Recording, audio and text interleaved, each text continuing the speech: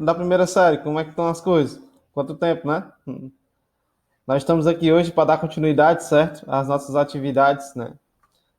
Do livro 2. E agora a gente vai fazer a metodologia da aula de vocês de duas formas, tá? De três formas, desculpe. A gente vai ter a aula de conteúdo, aula de atividade, certo? Para resolução de exercício, colocar a prática, né, para vocês e corrigir também. E, e a aula da live, né, onde vocês vão tirar as dúvidas, vão, de certa forma, também participar, né, levar as suas inquietações, as suas problemáticas, para a gente tirar tudo que for de dúvida de vocês, tá bom? Gente, na aula de hoje, a gente vai responder algumas atividades aí do capítulo 1, Roma Antiga, do livro 2, né? E a gente vai ter que se lembrar de alguns temas que vão ser abordados nas questões. O primeiro desses temas é a formação de Roma, né? Tendo em vista que esse primeiro capítulo ele trata especificamente de dois grandes temas, que é a monarquia romana e a república, tá? E ela é iniciada pela famosa lenda da loba, né? Aonde Rômulo e Remo, que são os fundadores de Roma, né, descendentes do herói Enéas, que fugiu da guerra de Troia e vai se instalar na Península Itálica, né? Eles vão ser herdeiros do trono de Alba Longa, né? E eles vão ser perseguidos pelo tio, que não tem direito ao trono, né? Que é o Amulho. Depois que o Enéas morre, as crianças são perseguidas pelo tio, né, na tentativa de matá-las. A mãe delas, no desespero, entrega eles a uma pessoa de confiança dela, no qual ela deixa eles na região do Monte Palatino, onde o Enéas chegou, na Península Itálica, certo? Eles são criados e amamentados por uma loba. E quando as crianças crescem, elas voltam para o reino de Alba Longa, depõem o tio que tomou o poder, né? Entregam o poder de volta à família e recebem a terra no qual eles foram criados, amamentados pela loba, e no qual os pais dele também chegaram, né? O Enéas. O pai deles também chegou. Então, na disputa, o Rômulo vai matar o Remo e vai se tornar o primeiro rei de Roma, né? É engraçado que Rômulo é o nome do primeiro rei de Roma e o nome do último imperador, né? Se a gente puder dizer assim. Então, a ocupação da Península Itálica ela vai acontecer, né, por volta, né, do ano 2300 a 2000 a.C., no qual povos de origem indo-europeia, né, vão migrar próximo ao rio Indo, com características semelhantes aos povos que vão dar origem aos gregos, né, vão migrar para a região da Península Itálica e vão se instalar lá. Primeiro vão chegar os latinos e os sabinos, só que outros povos já viviam naquela região, que eram os etruscos, que era um povo que tinha uma cultura diferente, né? Eram povos artesãos, comerciantes, agricultores, né? E no acordo que vai ser feito entre os italiotas e os etruscos vai surgir a monarquia, né? Apesar, né, de ter duas principais instituições na época da monarquia romana, né, o Senado e a Assembleia de Guerreiros, o Senado só poderia ser composto pelos patrícios, que são a classe que vai surgir a partir da aristocracia, né, a partir dos grandes proprietários de terra, né, que vão construir aí através das suas famílias, né, a cultura da região, né, a religiosidade da região, que vai surgir a partir dos mitos romanos também, né. E na Assembleia de Guerreiros podia participar tanto o etrusco, que tinham acordos com os patrícios, e os próprios patrícios. As outras classes elas eram excluídas do processo político, né. Com o passar do tempo, o acordo entre reis que eram etruscos e posteriormente reis patrícios vai ser desfeito, né? Os patrícios vão querer administrar, dominar o território sozinhos. E por esse motivo, né? Por esse motivo, eles vão... Desculpem os problemas técnicos. Ajeitar aqui a apresentação do slide de vocês. Pronto. Por esses motivos, tá? Os patrícios vão depor o último rei etrusco, Tarquínio Soberbo, e vão instaurar a república. E na república, né, existia as chamadas magistraturas, que eram uma espécie de cargos dentro dela que ajudavam a administrá-la. E dentre esses cargos, o mais importante era o cargo de cônsul, que existiam dois, para que o poder fosse coibido por um ou por outro, né? Um era responsável pela cidade de Roma e pelo Senado, e o outro era responsável pelo exército e a assembleia de guerreiros, tá? Existiam outros cargos importantes, né? Como o cargo de censor, que ajudava a distribuir a alimentação, né, entre a renda, né, das pessoas, e também contava a população para dividi-la, né, em classes, né, para dividi-la em estamentos. Tinha também o questor, né, que era responsável pelas finanças, né, o edil, que era responsável também pela fiscalização das ruas, né, a fiscalização da cidade, né, tinha também a função de organizar os eventos públicos e também de polícia, tá? Dentre os cargos da República, só podiam participar quem era patrício, quem era tido como bem-nascido, né, e nascido na cidade de Roma. Mas a classe dos plebeus, que era a maioria da população romana, que são descendentes de etruscos ou de povos que chegaram posteriormente e não tiveram o direito de usar as terras, porque elas já eram dominadas pelos patrícios, já eram dominadas pelos italiotas, certo? Essas pessoas, que eram a maioria da população romana, eram elas que exerciam trabalho em várias localidades, no espaço, nas obras públicas, na agricultura, né? No campo e na cidade, né? Tinha o ofício de ser artesão e trabalhava de várias formas. Na verdade, nas civilizações clássicas, né, tanto na Grécia como em Roma, né, a quem fazia parte da elite, né, não trabalhava e precisava de alguém para fazer esse trabalho para que eles pudessem livremente participar das decisões políticas, né? E os plebeus vão se cansar disso. Eles vão organizar a chamada primeira greve da história, certo? A greve do Monte Sagrado, no qual eles vão se retirar da cidade de Roma, né, por não aguentar mais aquela situação, até que os patrícios decidissem que eles também tinham direitos. O que vai acontecer? Os plebeus vão embora, assim, ei, Pivete, nós vamos embora, porque vocês não querem dar direito nenhum a gente não quer trabalhar mais feito cachorro, não. Pesqueira. Aí passaram um tempo lá. Aí passou um mês, passou 2 meses, passou 3 meses, e os patrícios tinham que começar a fazer um trabalho duro, né? Capinar, né? Jogar o lixo fora e fazer uma ruma de coisa que não fazia antes. Aí decidiram negociar com os plebeus. O que vocês querem, rapaz, para vocês voltarem? Nós queremos primeiro participar da República. Então nós vamos criar um cargo para vocês, chama-se Tribuno da Plebe. O tribuno da plebe era uma magistratura plebeia e ele tinha também um grande poder, o poder de veto. Caso os patrícios fizessem algo que desagradassem os plebeus ou voltassem contra eles em um projeto, eles podiam vetar, certo? Outra coisa era que as leis elas fossem escritas, elas fossem para todo mundo ver, tá bom? E a chamada famosa lei das 12 tábuas, né? Queria que as leis que eram consuetudinárias, nome bonito, né, para chamar de leis orais, né, agora fossem escritas. E com o passar do tempo, os plebeus foram conquistando outros direitos, né?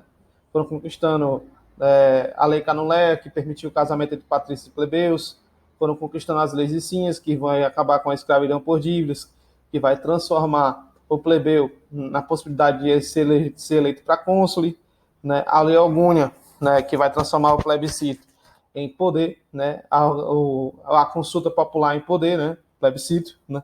Com forma de lei, e outras coisas vão ser conquistadas, né? E os plebeus vão adquirir um status superior, e na época que Roma vai dar continuidade à sua expansão, né? Os patrícios vão ter muitos privilégios, mas os plebeus também, né? E eles vão fazer isso com um grande contingente de escravos que vai trabalhar no lugar dos plebeus nas principais nos principais postos de trabalho duro da cidade, né? Vão fazer todo o trabalho, enquanto aqueles que eram considerados cidadãos vão ter o direito de participar, né? Vão ter como ofício participar da vida pública e política, tá?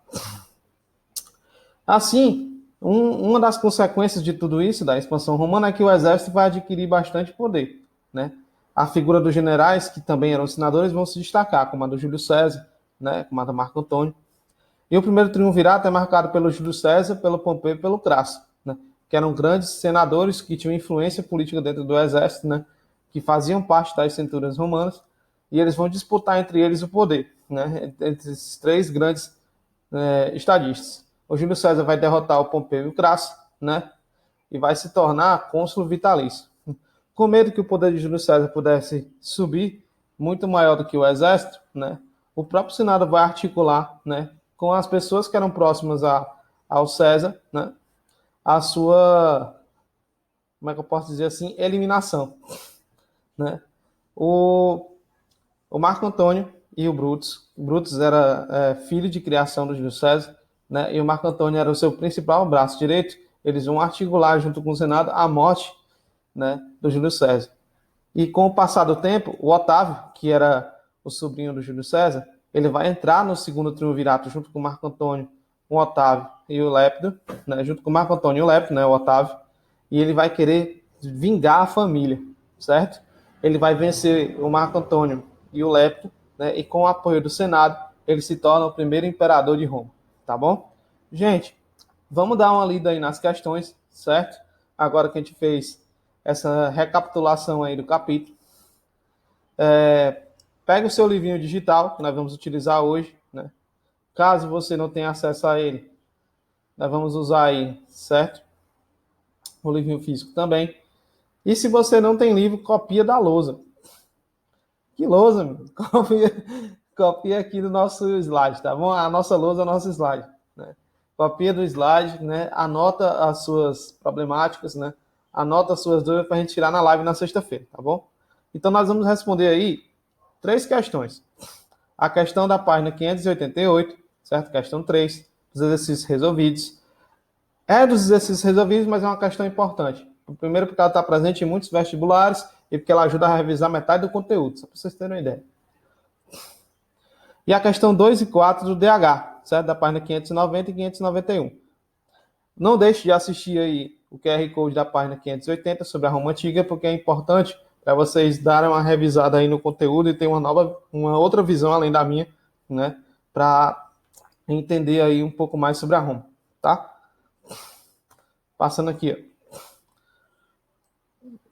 Vou abrir aqui o livrinho digital de vocês, tá? Só um instante.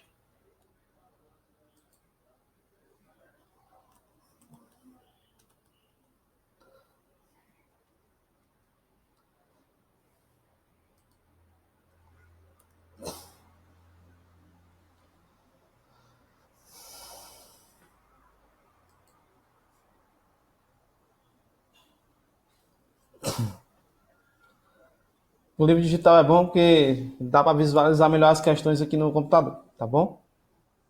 Espera só um instantinho ele abrir aí. Era para mim ter feito isso antes, mas por problemas técnicos eu não consegui, tá certo? Desculpe aí.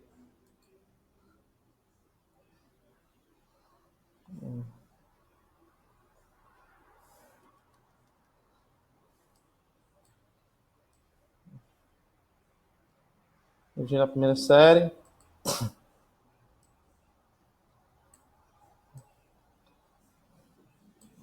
A cabeça está em cima da história aqui. Pronto.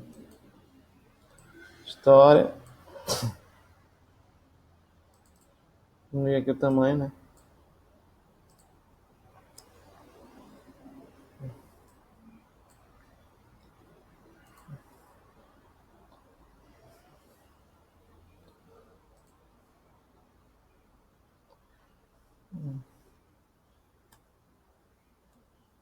Pronto, já está aberto na questãozinha aí, que eu já tinha deixado. Certo? Tá carregando aí, tá bom?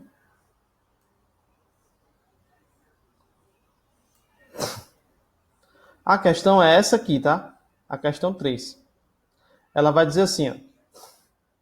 A partir de então, passou-se a eleger cônsules em número de 2, ao invés de um único rei, com o propósito de que, se um deles tivesse a intenção de agir mal, o outro investido de igual autoridade o coibisse. Gente, essa questão é da UFGV, né, Faculdade de Vargas, e ela é muito boa. Se vocês prestaram atenção naquela explanação que eu fiz, né, eu disse para vocês que o principal cargo da República era o cargo de cônsul, né, e eles eram em número de 2, certo? Um era responsável pelo Senado e pela cidade de Roma, e o outro era responsável pelas centúrias, né, pelo exército romano, que depois do Senado era a principal instituição, e também pela Assembleia de Guerreiros, né, que era, junto com o Senado, quem fiscalizava e quem administrava a República. Tá? Vamos lá. Vamos dar uma lida aí. O trecho refere-se ao período da história romana conhecido como brincadeira. Letra A. Diarquia, instituída logo após a época imperial. A diarquia, ela podia ser utilizada, né? Ela era utilizada na época do consulado. Porém, diarquia não é um regime político, né, da historiografia romana. E também não foi usada depois da época imperial, porque o império acabou, né? Depois do império não tem mais Roma, certo? Então o item A está falso. B. A democracia, vírgula, organizada após a revolta dos plebeus e de escravos. Democracia faz parte das instituições romanas? Ou é um regime político conhecido pelos romanos? Conhecida da era. Fazia parte da história romana? Não. Certo? Mesmo os romanos se organizando em uma república, essa república não tinha características democráticas. As magistraturas e as instituições decidiam tudo, certo? Entre os próprios cidadãos.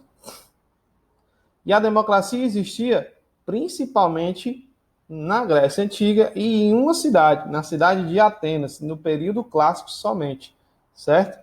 Então o item B também está falso. Apesar da democracia ser um regime político, ela não é, né, um período da história romana, tá? Ele quer saber, na questão, qual dos itens abaixo está descrito um período da história romana. Nem o item A, nem o item B são eles. C. Consulado, criado para diminuir o poder dos tiranos. A tirania, ela é um tipo de governo onde você governa com mãos de ferro, né, de forma absoluta, né, e do jeito que você quer. Porém, o consulado, ele divide o poder, mas nem o consulado e nem a tirania, que são, né, regimes políticos, nenhum deles é um período da história romana, certo? D. República, estabelecida pela aristocracia patrícia. Isso. Certo? Pontinho na D, certo?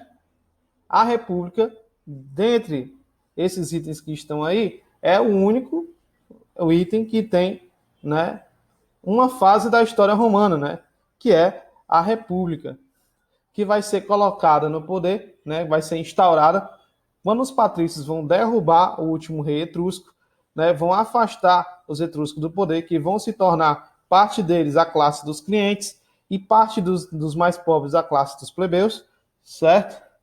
E vão querer administrar Roma sozinhos. A aristocracia vai fazer isso para que ela governasse sozinha, certo?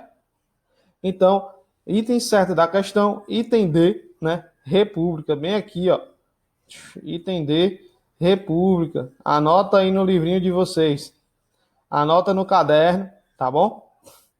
Agora nós vamos para as outras duas questões. A questão 2, da página 590, e a questão 3, da página 591. Da questão 4, desculpa. Do DH.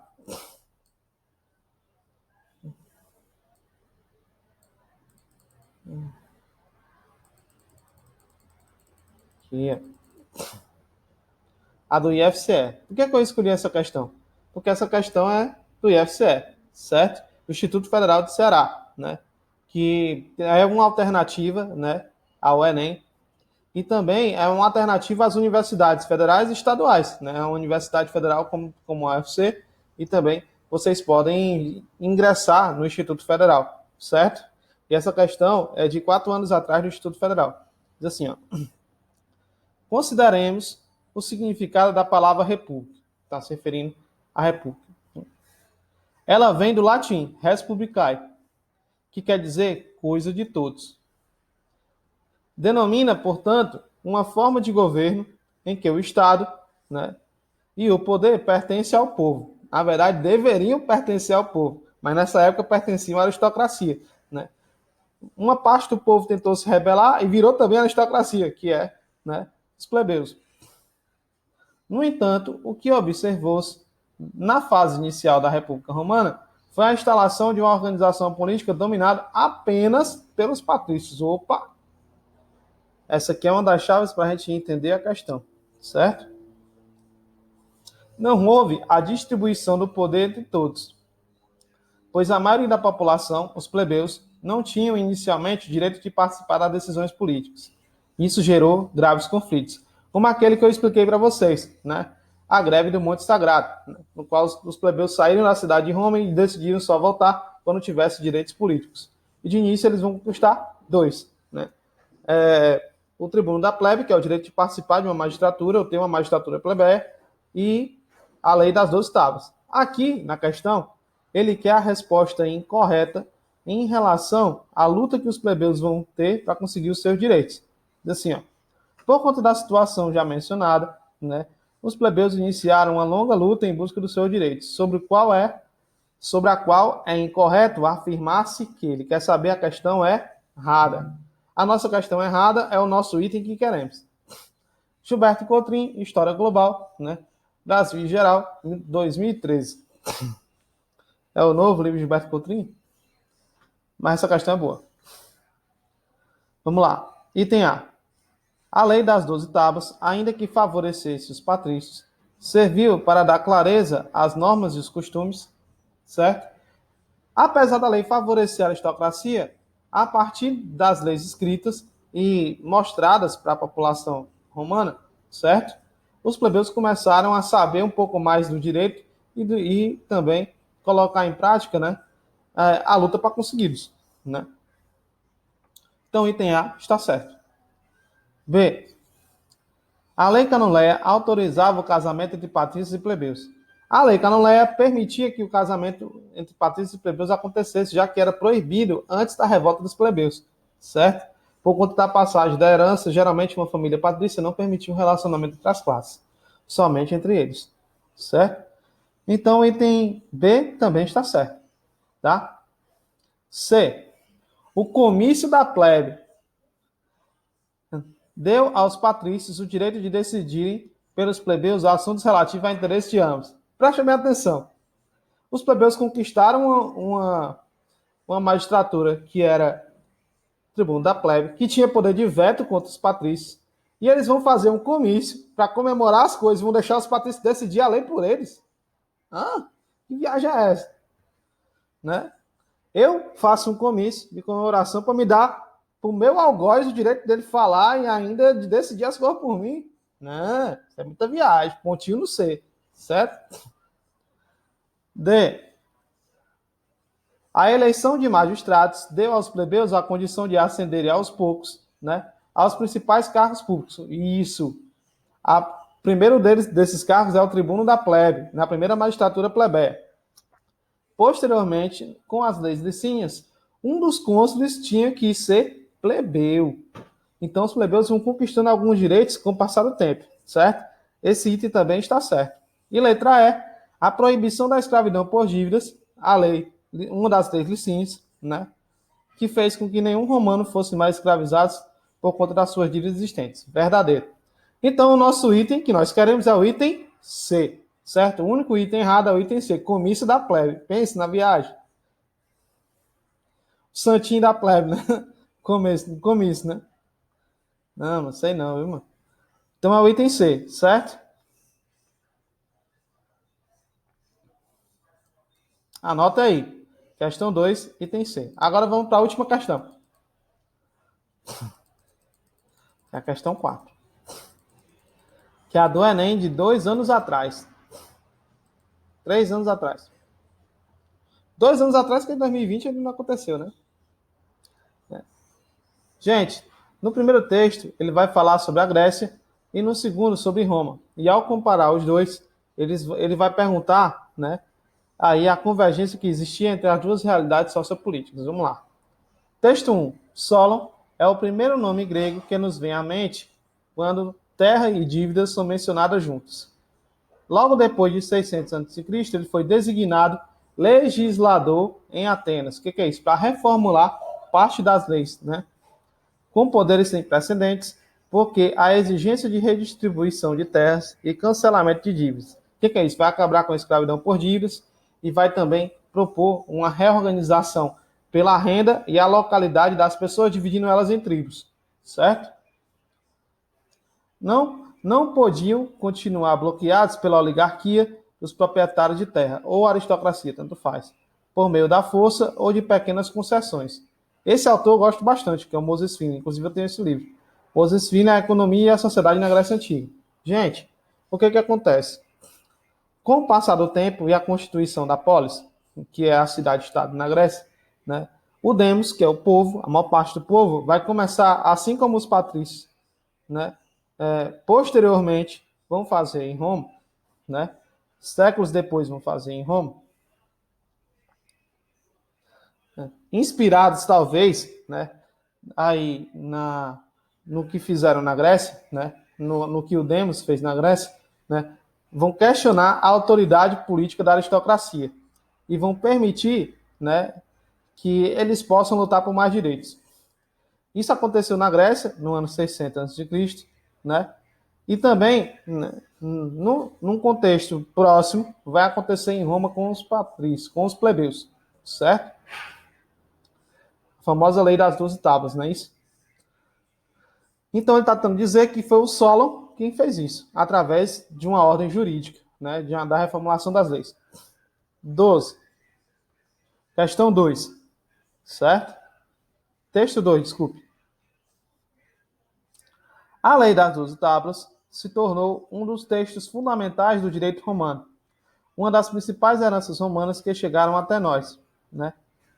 A publicação dessas leis por volta de 400 a.C., bem posterior, né, ao que fizeram o Demos, né, e o Solon na Grécia, inclusive serviu de inspiração para os plebeus, né, se a gente puder dizer assim, historicamente falando, para não cometer um anacronismo e não comparar uma realidade que não tinha acontecido ainda com a que já tinha acontecido, certo?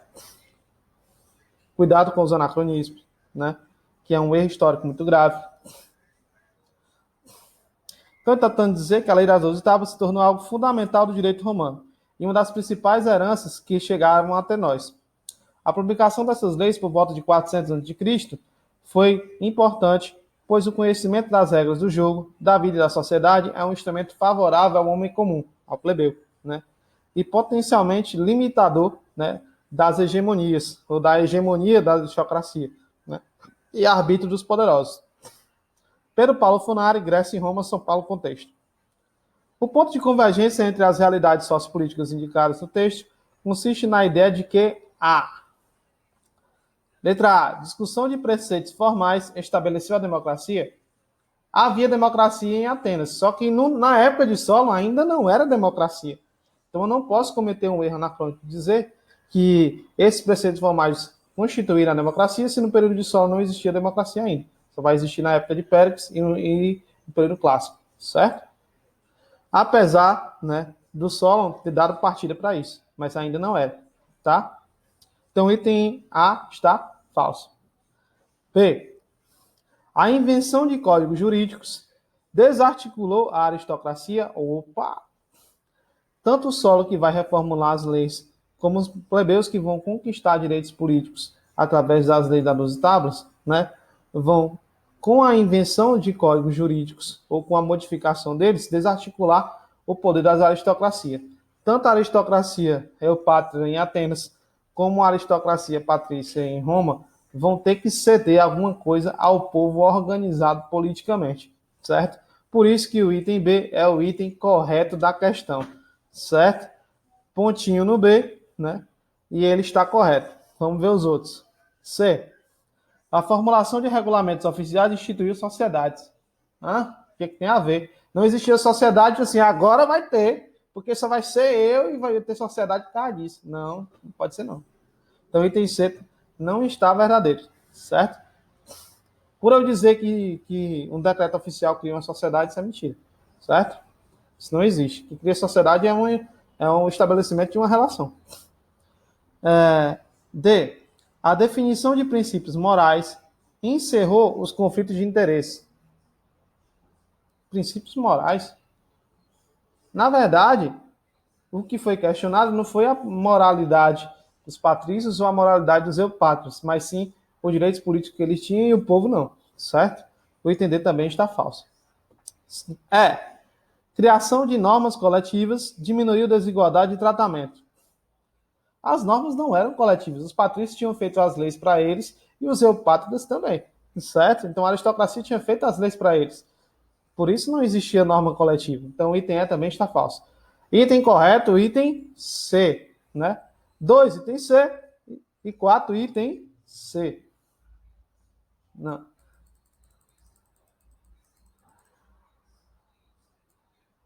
Isso. 2 item C e 4 item C. Gente, assim termina a nossa aulinha de hoje de resolução, tá? E revisãozinha do conteúdo. Eu espero que vocês tenham gostado, tá? Continue acompanhando o nosso canal do CPM no YouTube. Não deixe de responder as questões que estão presentes aí no slide, tá? Anota aí no seu caderno as suas dúvidas para tirar com a nossa live, que a gente vai debater, né? E vocês vão interagir com a gente. Não deixe de responder as atividades que estão presentes na Agenda Edu, né? Que vão estar presentes e postadas na Agenda Edu. E também não deixe de responder as atividades do Portal SAI, porque muita gente não está fazendo. E anota, ó, GMA está despencando. Não deixem de fazer, certo? Um grande abraço e até a próxima.